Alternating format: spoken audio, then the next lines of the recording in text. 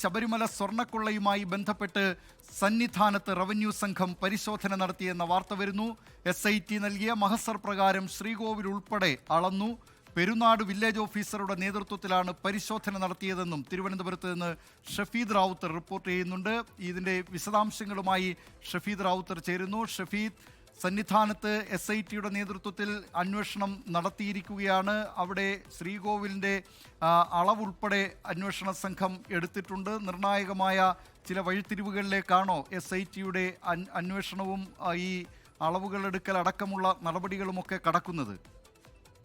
ദിലീപ് കുമാർ, വരും ദിവസങ്ങളിൽ SITക്ക് ഇതിന്റെ അന്തിമ റിപ്പോർട്ട് കോടതിയിൽ കൊടുക്കണം. അതിന് മുൻപായിട്ടാണ് ഇപ്പോൾ ഈ റവന്യൂ വകുപ്പിനെ ചുമതലപ്പെടുത്തിക്കൊണ്ട് വളരെ പ്രധാനപ്പെട്ട ഒരു നീക്കം അന്വേഷണ സംഘം SIT നടത്തിയിട്ടുള്ളത്. ശ്രീകോവിൽ ഉൾപ്പെടെ അളക്കുകയാണ് അന്വേഷണ സംഘത്തിന്റെ നിർദ്ദേശപ്രകാരം റവന്യൂ ഉദ്യോഗസ്ഥർ ചെയ്തത്. ഈ സീൻ പ്ലാൻ തയ്യാറാക്കുന്നതിന്റെ ഭാഗമായിട്ടാണ് ഈ പരിശോധനയും അളവെടുപ്പും നടന്നത്.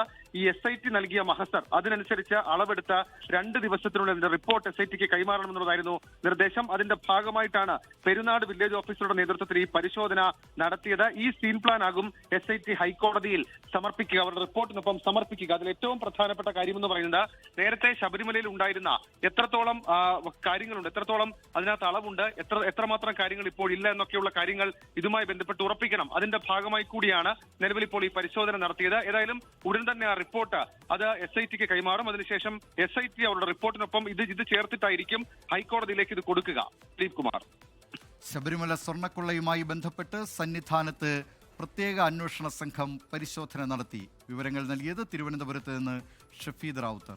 ലോകത്തെവിടെയായാലും ഏത് സമയത്തും 24 വാർത്തകളും ഓഗ്മെന്റഡ് റിയാലിറ്റി പാക്കേജുകളും എക്സ്പ്ലെയിനറുകളും വിശദമായി കാണാൻ ഞങ്ങളുടെ YouTube ചാനൽ നിങ്ങൾക്ക് സബ്സ്ക്രൈബ് ചെയ്യാം.